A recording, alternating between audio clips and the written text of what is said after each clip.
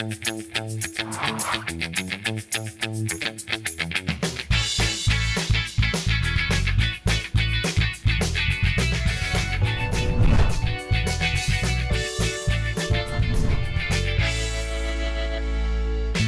আলাইকুম প্রিয় দর্শক, দেশ এবং দেশের বাইরে যে যেখান থেকে চ্যানেল আইয়ের পর্দায় আমাদেরকে দেখছেন, স্বাগত জানাচ্ছি সালাম স্টিল স্ট্রেট কাটের আয়োজনে। সাথে আছে আমি দীপ্তি চৌধুরী। রাজনৈতিক স্থিতিশীলতা একটি দেশের যে কোনো ক্ষেত্রে এগিয়ে যাওয়ার অন্যতম প্রধান শর্ত, কিন্তু এত সংগ্রামের পরে, এত রক্তের পরে আমরা কি আসলে সেই স্থিতিশীলতার জায়গায় গেছি, নাকি আমরা আবার ভূতের মতো উল্টো পায়ে পেছনের দিকে হাঁটতে চলেছি?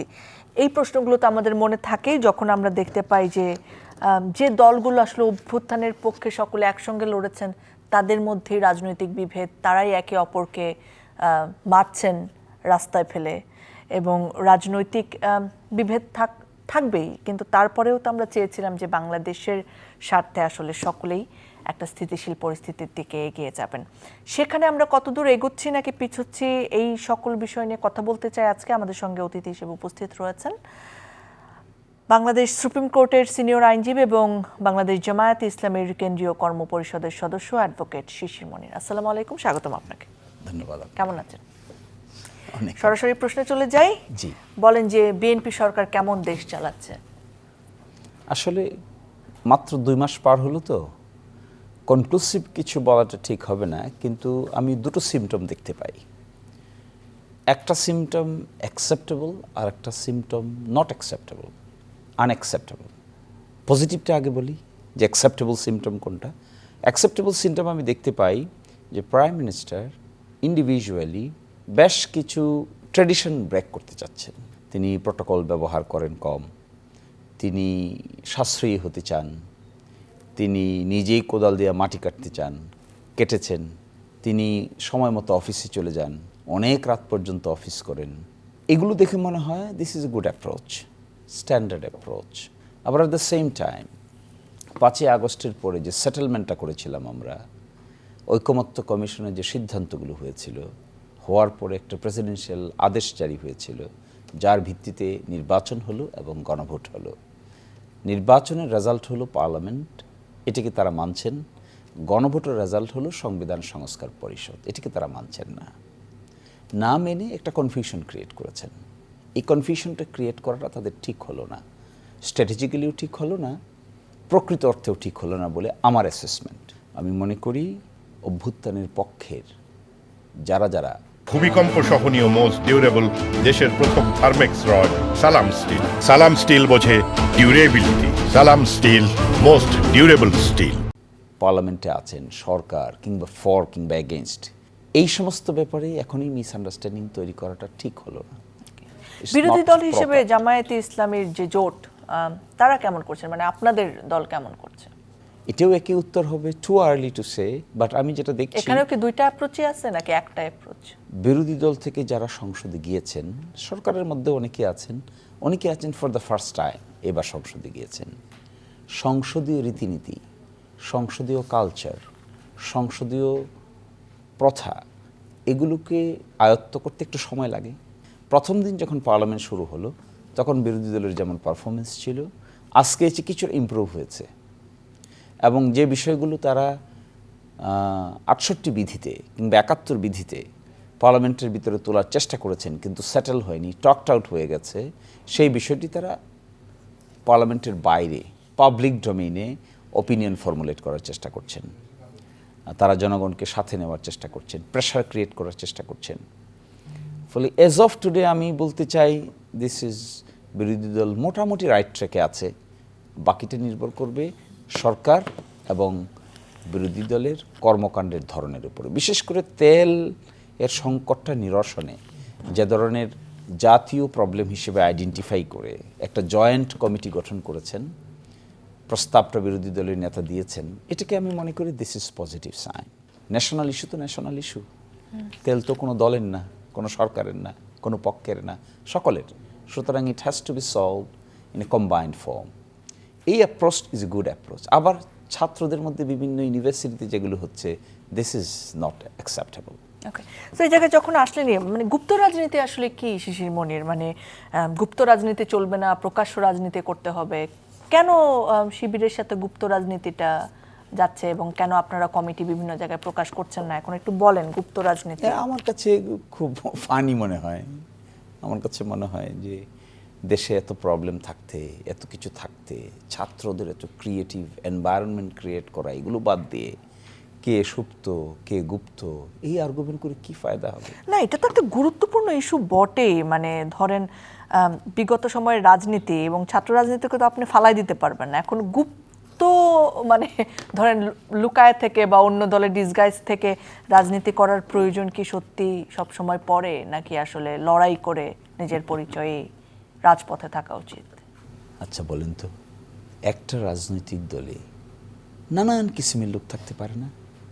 বিএনপিতে আছে এরকম, জামাতে থাকতে পারে, ছাত্র দলে থাকতে পারে, ছাত্র শিবিরে থাকতে পারে, মন থেকে ভালোবাসে এরকম থাকতে পারে, প্রকাশ্যে রাজনীতিতে আসবে এরকম থাকতে পারে, আবার অ্যাক্টিভ হবে না এরকম লোকও থাকতে পারে, অ্যাক্টিভ হবে এরকম লোকই থাকতে পারে। এটাই তো একটা রাজনৈতিক সংগঠনকে ডাইভার্সিটি দান করে। এখন আপনি কেউ যদি বলে আপনার কতজন লোক আছে সব প্রকাশ করেন, আমি কি জানি আমার কতজন লোক আমাকে মন থেকে সাপোর্ট করে? সব কি জানা সম্ভব? না, আমরা সাপোর্ট যারা আর কমিটিতে থাকা তো আলাদা জিনিস। হ্যাঁ, যারা প্রকাশ্যে কাজ করছে, ইলেকশন করছে, মিটিং করছে, মিছিল করছে, তাদেরকে দেখা যাচ্ছে না? তারা তো আছে এখানে।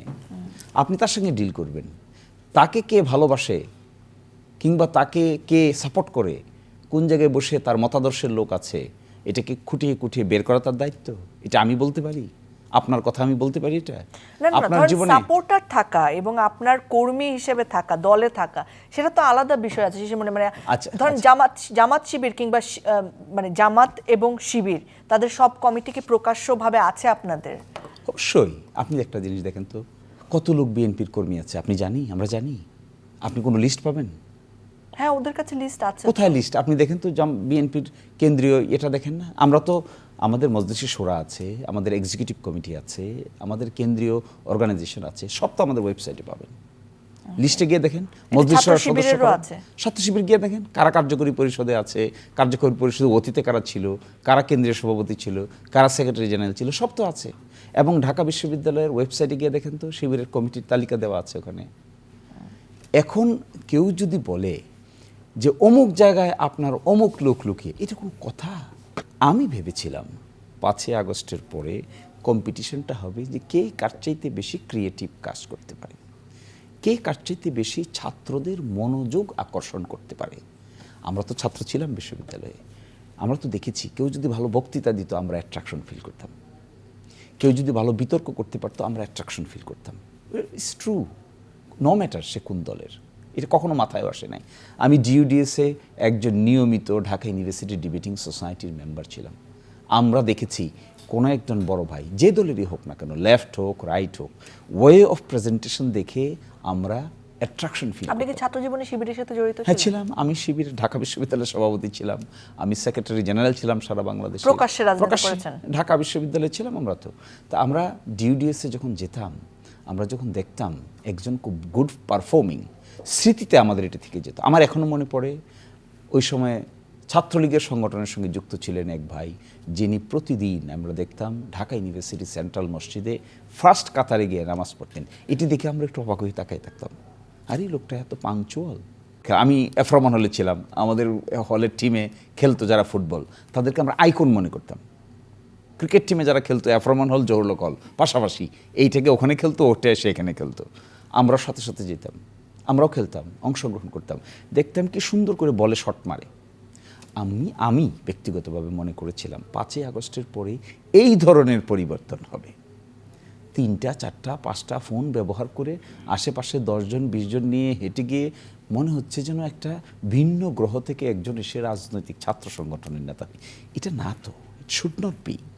এই সমস্ত আর্গুমেন্ট ইজ নট অ্যাকসেপ্টেবল। এবং সংসদে বলেছেন এনি ভাই এমপি, তিনি বলেছেন যে এই ধরনের ছাত্র রাজনীতি আর বাংলাদেশের মানুষ পছন্দ করে না, করবে না। অনলাইনে কমেন্টগুলো দেখলে এত বিরক্তিকর মনে হয়, আমার নিজেরই বিরক্তিকর মনে হয়। তো কেমন কথা, একজন মানুষকে থ্রেট দিয়েছে, এটা সত্যি না মিথ্যা ল এনফোর্সমেন্ট এজেন্সি ঠিক দেখবে, অসুবিধা নাই। এই দায়িত্ব তো কোনো ছাত্র সংগঠনের নেওয়ার দরকার নেই, আমারও নেওয়ার দরকার নেই, আপনারও তো নেওয়ার দরকার নেই, কারোই নেওয়ার দরকার নেই। যদি তার থ্রেট হয়ে থাকে অ্যাকর্ডিং টু ল ব্যবস্থা হবে, থ্রেট না হয়ে থাকলে তাকে অ্যাডমনিশ করা হবে, শেষ তো।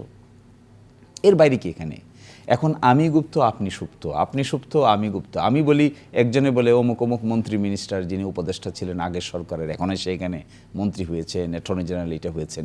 এই সমস্ত আর্গুমেন্টগুলোকেও আমি ভালো চোখে দেখি না। পিপলের স্বাধীনতা আছে, পিপলের ইন্ডিভিজুয়াল লিবার্টি আছে, রাইট আছে। কেউ একটা ভূমিকম্প সহনীয় মোস্ট ডিউরেবল দেশের প্রথম থার্মেক্স রড সালাম স্টিল। সালাম স্টিল বোঝে ডিউরেবিলিটি। সালাম স্টিল মোস্ট ডিউরেবল স্টিল। করতেও পারে, নাও করতে পারে, ভালোবাসতেও পারে, নাও বাসতে পারে। আমি আপনি এটার পিছনে লাগলাম কেন? আমার কি কোনো এজেন্ডা নাই? কোনো ইন্ডিভিজুয়াল এজেন্ডা নাই আমার এজেন্ডা কি? আমার এজেন্ডা হলো two represent my ideology before the students so that the students can feel attraction. কি অ্যাট্রাকশন? যে এই প্রক্রিয়ায় গেলে মনে হয় আমি দেশে অবদান রাখতে পারবো, খেলাধুলায় অবদান রাখতে পারবো, রিসার্চে অবদান রাখতে পারবো, লিডারশিপ ডেভেলপমেন্টে অবদান রাখতে পারবো, পৃথিবীর বিভিন্ন দেশে আমি রিপ্রেজেন্টেশন করতে পারবো। তবেই না আপনি সাকসেসফুল অর্গানাইজেশন। আমাকে বকে কি আপনার ফায়দা হবে? আপনাদের শরিক দল এনসিপি, তাদের রাজনীতি নিয়ে কি বলবেন আপনি? কেমন লাগছে তাদের রাজনীতি? তারা আবার উদার আহ্বানও জানিয়েছেন, ছাত্রলীগে যারা করেছেন তারা বা আওয়ামী লীগ যারা করেছেন তারাও তাদের দলে আসতে পারবেন বড় কোনো অপরাধ না করে থাকলে। বড় অপরাধ না করে, সেটা আমি দেখেছি। This is their strategy. এখন আমি কিভাবে দেখি এটা যদি প্রশ্ন হয়, আমি দেখি যে তারা বিপ্লবোত্তর এখনো ওয়াইডার অডিয়েন্সকে অ্যাট্রাক্ট করতে পারেনি। ওয়াইডার অডিয়েন্সকে অ্যাট্রাক্ট করার চেষ্টা করছে। আমি বিগত সপ্তাহ দেড়েক ধরে তাদেরকে ফলো করে যেটা দেখলাম, তারা নতুন নতুন মানুষকে তাদের সংগঠনে ইনক্লুড করছে, ক্যাপাসিটি ইনক্রিজ করছে। এখন এই ডেলিভারিটা তারা শেষ পর্যন্ত করতে গেলে তাদের সঙ্গে এক্সপেরিয়েন্স লোক লাগবে। ন্যাশনাল পার্সপেক্টিভে ডেলিভারি আর ক্যাম্পাসের পার্সপেক্টিভে ডেলিভারি তো সেম হবে না। ফলে সারা দেশের ৩০০টি আসনে ইন্ডিপেন্ডেন্ট ক্যান্ডিডেট দিয়ে পিপলের অ্যাটেনশন ড্র করার মতো ব্যক্তিত্ব যদি তারা খুঁজে এখানে না পান, তাহলে তাদের জার্নিটা পূর্ণাঙ্গ করা কি মনে হচ্ছে পাবে? আপনারা তো ওদের সাথে রাজনীতি করলেন, মানে নির্বাচন করলেন একটা বড়। এজ অফ টুডে যেভাবে আছে পায়নি এখনো। ভবিষ্যৎ তো নির্ভর করবে তাদের কর্মপরিকল্পনার উপরে, বা এই ধরনের লোক তারা এখানে ইনক্লুড করতে পারছে কিনা। এই যে লোকাল গভর্নমেন্ট নির্বাচন আসতেছে, উপজেলা পরিষদ হবে, তারপর ইউনিয়ন পরিষদ হবে, এখানে বোঝা যাবে তারা লোকাল লেভেলে এই ধরনের মানুষকে ইনক্লুড করতে পারছে। লোকাল রাজনীতির জায়গায় একটু আসে, আপনি তো সুনামগঞ্জের একটা আসন, দিরাই সাল্লা যে আসন, সেই জায়গা থেকে নির্বাচন করেছেন এবং বিএনপি সেখানে বিজয়ী হয়েছে। সো আপনার যারা মানে পরাজিত হয়েছেন বা আপনার দল, তারা কি আসলে রাজনীতিটা ওপেনলি করতে পারছেন কিনা এলাকায়, বা আপনারা নিরাপদ বোধ করেন কিনা, কিংবা এলাকার মানুষের কি অবস্থা আপনি কি দেখেন? না, আমাদের এখানে নিরাপত্তা নিয়ে কোনো শঙ্কা আমরা দেখি না। আমরা এখানে মিলেমিশে বড় হয়েছি সবসময়, সকল দল সকল মত, এবং সেখানে আমরা যারা বড় হয়েছি, যারা আছি, সকলেই সকলের ব্যবস্থাপনায় আছে ভালো। এটা কি শুধু আপনার মনে নাকি সবারই মনে? কারণ আপনি যখন পূজার রোজাকে তুলনা করলেন তখন তো আপনি বিপুল একটা ব্যাকল্যাশ খেলেন। সো এটা কি শুধু আপনার মুখে নাকি আসলে সত্যিকার অর্থেই পুরো বাংলাদেশে আসলে এটা আছে, বা আপনার এলাকায় এটা আছে? আমার এলাকায় আছে, কারণ আমার মনে হয় ওইটা একটা রিলিজিয়াস সেন্টিমেন্টকে কেন্দ্র করে অনেকেই ইস্যু বানানোর চেষ্টা করেছেন। যদিও আমি ২-৩ বার তার ব্যাখ্যা দেওয়ার চেষ্টা করেছি যে এটা আসলে আপনি আমাদের এলাকায় গেলে দেখতে পাবেন, দিরাই একটা বাজার আছে, এই বাজারের এই পাশে কিছু দূর পরে একটা মসজিদ আছে, অল্প একটু পরে একটা বিরাট মন্দির আছে। ওখানে দীর্ঘকাল ধরে মানুষ এভাবেই বড় হয়েছে। কিন্তু যেহেতু একটা রিলিজিয়াস ইন্টারপ্রিটেশন দেওয়ার চেষ্টা করেছেন কেউ, সেই জন্য হয়তো এরকম হয়েছে। কিন্তু সারা বাংলাদেশে একই রকম আছে বলে আমার কাছে তো মনে হয় না।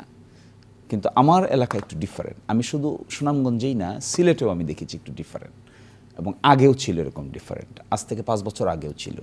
অন্য অন্য জায়গায় যে ধরনের রিপ্রেশন ছিল, রিগ্রেশন ছিল, ওখানে আলোচনা হয়, দেখা সাক্ষাৎ হয়। এটার পিছনে একটা কারণ হলো যে দলই করেন না কেন তাদের মধ্যে সামাজিক স্ট্যাটাস, অর্থনৈতিক স্ট্যাটাস, এই দিক থেকে এক ধরনের হোমোজেনিটি আছে, কাছাকাছি আছে। এই জন্য কেউ কাউকে ডিনাই করে না। That's nice. আমাকে একটু বলেন যে আপনি তো একজন আইনজীবী, আবরার ফাহাদের কেসের আসলে কি অবস্থা? আমরা দেখেছি অনেকের ফাঁসির রায় হয়েছিল এবং হাইকোর্টে আপনি সম্ভবত আপিল করেছেন সেটার জন্য, কি না, অবস্থা? এটা না, আসলে এটা হলো এই মামলায় তো নিম্ন আদালতে বিচার হয়েছে, সেখানে তো আমি ছিলাম না, কারো পক্ষেই ছিলাম না। হাইকোর্টে যখন আসে, আপিলও আমি ফাইল করি নাই। এখানে আপিল যখন শুনানির জন্য আসছে, তখন আমাদের সিস্টেম হলো বিভিন্ন ভিকটিমরা কিংবা কোনো আসামিরা বিভিন্ন সিনিয়র আইনজীবীর কাছে কাগজপত্র নিয়ে যায়। তারাও আমার কাছে কাগজপত্র নিয়ে আসছিল। আমি দেখলাম যে একটা মামলাতে 22 জনকে ফাঁসি দেওয়া হয়েছে। তো আমাকে একটু অস্বাভাবিক মনে হলো, একটার জন্য 22 জনকে ফাঁসি কেন দেওয়া হলো। আমি একটু দেখেছি, একদিন আমি কোর্টে গিয়েছিও, পরে দেখলাম যে এটা নিয়ে এত একটা ইস্যু বানানোর চেষ্টা করা হচ্ছে। এটা তো আইন পেশা, আসলে আমাদের কাছে তো মানুষ বিচার পাওয়ার জন্য আসে। কিন্তু যখন যে আবরার ফাহাদকে আসলে মানে একটা পোস্টারের মতো করে, কিংবা ধরেন আইডিওলজিক্যাল জায়গাও বলবো, আমি পজিটিভলি বলছি সেটা, জামাত বা শিবির তারা কিন্তু বক্তব্যের আগেই আবরার ফাহাদকে স্মরণ করেন তার সংগ্রামের বা তার আইডিওলজির জন্য। সেই আবরার ফাহাদের খুনিদের নিয়ে যখন আপনি মানে তাদের জন্য যখন আপনি কোর্টে গেলেন আপনার কথা মতো, সো দল থেকে আপনাকে কিছু বলা হয়নি? একটা আইনজীবীর আইন পেশাটা ইন্ডিপেন্ডেন্ট।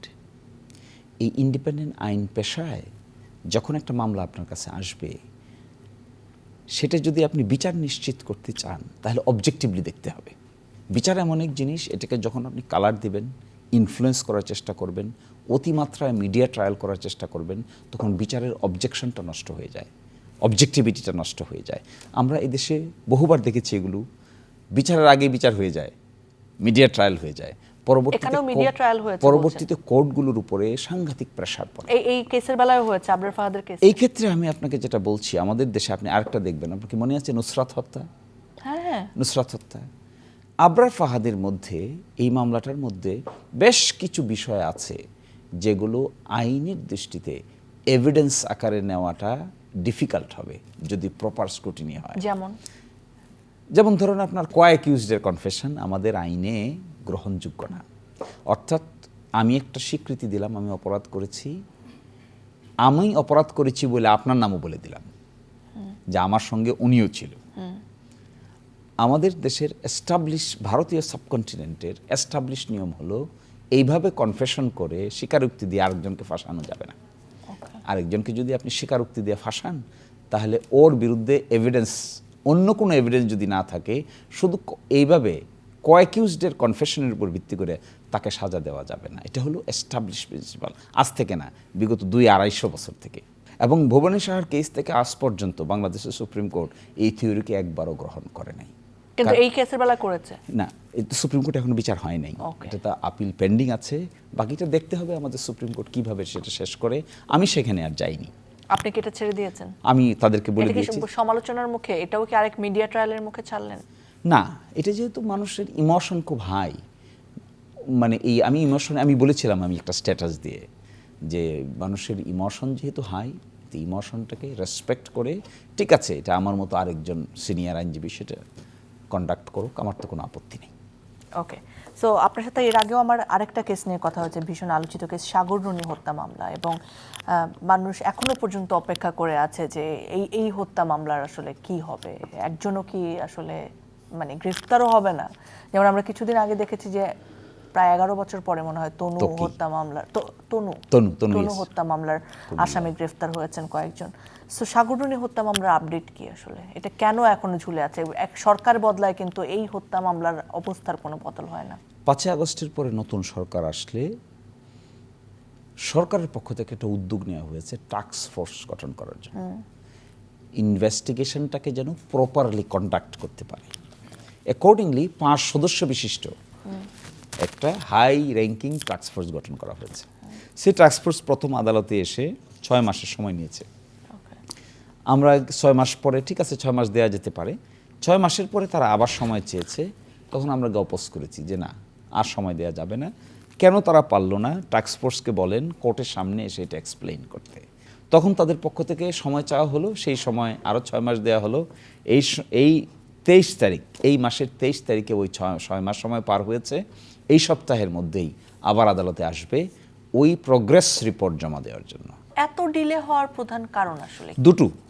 ঘটনাটার পরে প্রায় 13 বছর পার হয়ে গেছে, অনেক এভিডেন্স আছে আপনি ডিসঅ্যাপিয়ার হয়ে গেছে।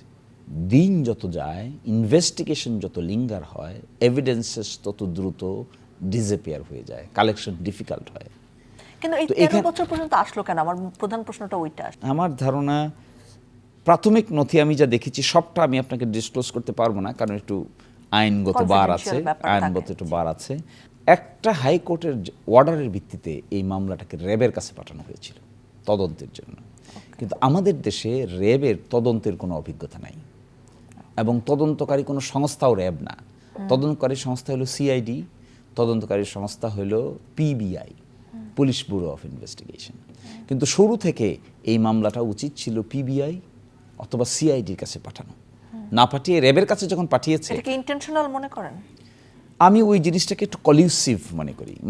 আমার কাছে মনে হয়েছে যে এটা শুধুমাত্রই পাঠানোর জন্য পাঠানো হয় নাই, বরং পারপাসটাকে ফ্রাস্ট্রেট করার জন্য কোনো একটা ভেস্টেড কোয়ার্টার ফরমায়েশিভাবে এটা এখানে পাঠানোর উদ্যোগ নিয়েছে। That was the primary distraction.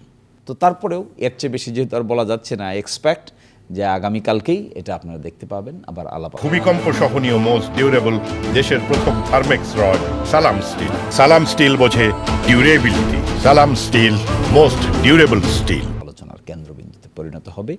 রাজনৈতিক প্রতিপক্ষের প্রতি সহনশীলতার যে সংস্কৃতি, যেটা আমাদের মানে বহু আকাঙ্ক্ষিত জিনিস এবং মনে হয় মানে সবচেয়ে দূরের জিনিস, তো সেটা কি নতুন করে তৈরি হওয়ার সম্ভাবনা দেখছেন, নাকি আসলে আমরা এরকম সম্ভাবনা মুখ দেখেও আবার ফিরে গেলাম?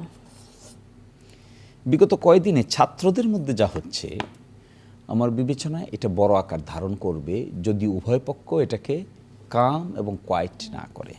Students will behave like a student, বাস। এর মধ্যে আমি এটাও মনে করি সকল পক্ষের, শিবির বলি, ছাত্রদল বলি, আরও ছাত্র সংগঠন যারাই আছেন, তাদের যার যেখানে যার সঙ্গে সম্পর্ক আছে তাদের উচিত হবে তাদেরকে পড়ার টেবিলে ফিরে নিয়ে যাওয়া, রিসার্চের টেবিলে। এই দায়টা মানে মেইনলি কাকে দিবেন? তাদের যে মাদার অর্গানাইজেশন আছে তাদেরকে, নাকি বিশ্ববিদ্যালয় প্রশাসনকে, সকল পক্ষকে? এক নম্বর হলো মাদার অর্গানাইজেশন, দুই নম্বর হলো বিশ্ববিদ্যালয় অ্যাডমিনিস্ট্রেশন। বিশ্ববিদ্যালয়ের অ্যাডমিনিস্ট্রেশন এরকম অনির্দিষ্টকালের জন্য কারো স্টুডেন্টশিপকে লিঙ্গার করার কোনো প্রয়োজন নাই, হলে জায়গা দেওয়ার কোনো প্রয়োজন নাই। যার স্টুডেন্টশিপ শেষ তিনি হল ছেড়ে চলে যাবেন, নতুন যে ছাত্র বা ছাত্রী আসছেন তাকে অ্যাকোমোডেশন করবেন। এটা নো ম্যাটার কোন দলের, কোথা থেকে আসছে। ইভেন যারা ইলেক্টেড হয়েছেন, ইলেক্টেডদের মধ্যেও যদি আইন অনুযায়ী তাদের থাকার এখানে আইন না থাকে, তাদেরকেও এখান থেকে বের করে দেওয়া উচিত। সংসদে আলোচনা করে এই সমস্ত বিষয় দেখভাল করার জন্য উভয় পক্ষের কমিটি গঠিত হতে পারে। এই সমস্ত জিনিস থেকে আমাদেরকে ব্রিং ব্যাক করতে হবে। এগুলোর জন্য কোনো ইফ অ্যান্ড বাট থাকার দরকার নেই। এই জায়গাটাতে মাদার অর্গানাইজেশন, ওই সংগঠন এবং বিশ্ববিদ্যালয়ের কর্তৃপক্ষ মাস্ট বি ভেরি ফেয়ার। কোন দল থেকে কে ভিসি হয়েছে, কে প্রক্টর হয়েছে, এটা ইম্যাটেরিয়াল, সকলেই বিশ্ববিদ্যালয়। ওকে, সো ব্যাংকিং খাত নিয়ে আপনি বলছিলেন যে আবার ডাকাতদের কাছে ফিরিয়ে দেওয়া হচ্ছে ব্যাংকিং খাত। সো এইটা নিয়ে আসলে আপনার কোনো এলাবোরেশন আছে কিনা? জি, এলাবোরেশনটা আছে। দেখেন, বিগত সরকারের আমলে ব্যাংকিং খাত খুব অ্যাবিউজড হয়েছে। আমি এরকম মামলা করেছি যেখানে 500 করোড় টাকা লোন দেওয়া হয়েছে কোনো সিকিউরিটি ছাড়া। এই সমস্ত কোম্পানির কোনো অস্তিত্ব আপনি খুঁজে পাবেন না, কিন্তু এক একটার নামে 500 কোটি, 700 কোটি, 1000 কোটি টাকার প্রপার্টি দেখবেন। এই কোম্পানির কোনো মানে নাই, ওই অর্থে কোনো বিজনেস দেখবেন না, কাজ নাই। ওকে, কাগজে পত্রে আছে কিন্তু বাস্তবে কোনো কাজ দেখতে পাবেন না। এমন একটা কোম্পানি আমি পেয়েছি যে একটা বিল্ডিংয়ের সিকিউরিটি অফিসার, তিনি কোম্পানির এমডি। আজকে আমরা যাদেরকে ডিফল্টার বলেছি, লোন ডিফালকেট করে মানি লন্ডারিং করেছে বলেছি, তাদের মধ্যে তারা একজন।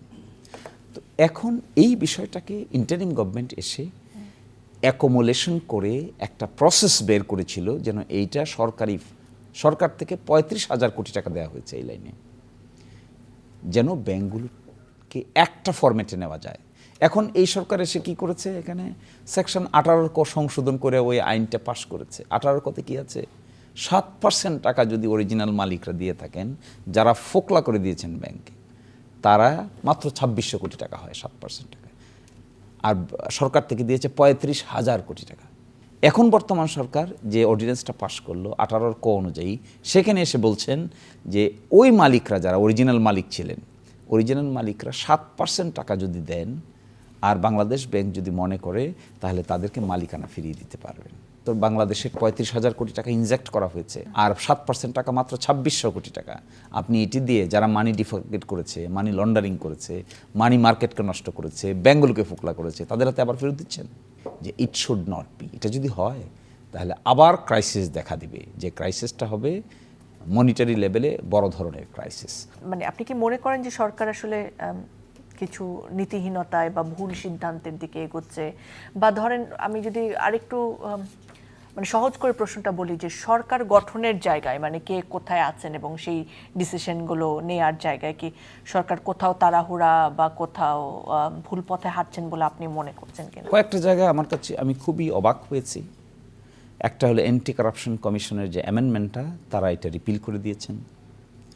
তারপরে ইনফরমেশন তথ্য অধিকার আইন নামে একটা আইন আছে, ওই আইনে একটা সংশোধনী এনেছিলেন আগের সরকার, যে সকল স্বায়ত্তশাসিত এবং সরকারি প্রতিষ্ঠানগুলো বাৎসরিক অডিট রিপোর্ট তারা ওয়েবসাইটে পাবলিশ করবে, এটাকে বাদ করে দিয়েছেন। গুম অধ্যাদেশকে বাদ করে দিয়েছেন। পৃথক বিচার বিভাগ সচিবালয় অধ্যাদেশকে বাদ করে দিয়েছেন। মানবাধিকার কমিশন অধ্যাদেশকে বাদ করে দিয়েছেন। পৃথক বিচার বিভাগের সচিবালয়ের অধীনে সুপ্রিম কোর্টের বিচারক নিয়োগ অধ্যাদেশকে বাতিল করে দিয়েছেন। আমার কাছে মনে হয়েছে এই কাজগুলো করে সংস্কার প্রক্রিয়াটাকে ব্যাহত করা হয়েছে। কারণ এক ব্যক্তির হাতে অথবা 2-5-10 জনের হাতে সেন্ট্রালাইজড পাওয়ার যখন থাকে, তখন করাপশন অটোমেটিক্যালি ইরাপ্ট করে। সেই জায়গাটা থেকে আমরা চেষ্টা করেছিলাম কিভাবে সংস্কার প্রক্রিয়ার মাধ্যমে ডিসেন্ট্রালাইজেশন অফ পাওয়ার করা যায়। এই ডিসেন্ট্রালাইজেশন পাওয়ারটাকে যে সমস্ত অর্ডিন্যান্সের মাধ্যমে করা হয়েছিল, এর ম্যাক্সিমাম জিনিস তারা বাদ করে দিয়েছেন। It's not good sign, it should not be. এটাকে তো বিরোধী দল অপোজ করেছে সংসদে। সো আপনি কি মনে করেন যে ইচ্ছাকৃত ভুল সিদ্ধান্ত নাকি সরকারের অদক্ষতা বা অপরিণামদর্শিতা? এটার ফলাফলটা হবে অপরিণামদর্শী, কিন্তু সিদ্ধান্তটা তাদের বিবেচনায় তারা চিন্তা করেই নিচ্ছেন। তাদের বিবেচনায় তারা চিন্তা করেই নিচ্ছেন, কিন্তু তার রেজাল্ট আমার বিবেচনায় ভালো হবে না, শুড নট। এই সরকারকে কতটা দক্ষ মনে করছেন? আমি মনে করি কর্মদক্ষতা হবে রাষ্ট্রীয় লেভেলে। প্রাতিষ্ঠানিক ইন্ডিপেন্ডেন্স দিতে না পারলে, ব্যক্তিগতভাবে আমি কর্মদক্ষ, এ দিয়ে দেশ বেশি দূর যেতে পারবে না। ব্যক্তিগতভাবে যদি কেউ কর্মদক্ষ হয়, তাহলে ডেমোক্রেসিতে কোনো না কোনো ইনস্টিটিউশনে তিনি ভূমিকা রাখতে পারেন।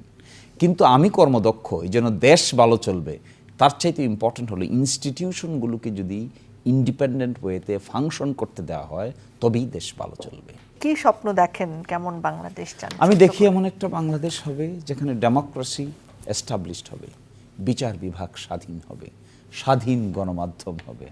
আমরা ভালো কাজ করলে প্রেস করার লোক থাকবে, খারাপ কাজ করলে সমালোচনা করার লোক থাকবে, পদত্যাগের একটা সিস্টেম থাকবে। নতুন প্রজন্মকে সামনে দেখতে চাই ক্রিয়েটিভিটি, দেখতে চাই হলো উদ্ভাবনী শক্তি, দেখতে চাই হলো নতুনত্ব। পুরনো কাসন্দি আর ভালো লাগে না। অনেক ধন্যবাদ আপনাকে। নিশ্চয়ই আবার কথা হবে। প্রিয় দর্শক, ধন্যবাদ জানাচ্ছি আপনাদেরকে যারা সঙ্গে ছিলেন এতক্ষণ। আপনাদের সাথে আবার দেখা হবে, আবার কথা হবে নতুন কিংবা পুরনো বিষয়ে, কিন্তু যার কেন্দ্রবিন্দু থাকবে আমাদের দেশ বাংলাদেশ। বিদায়।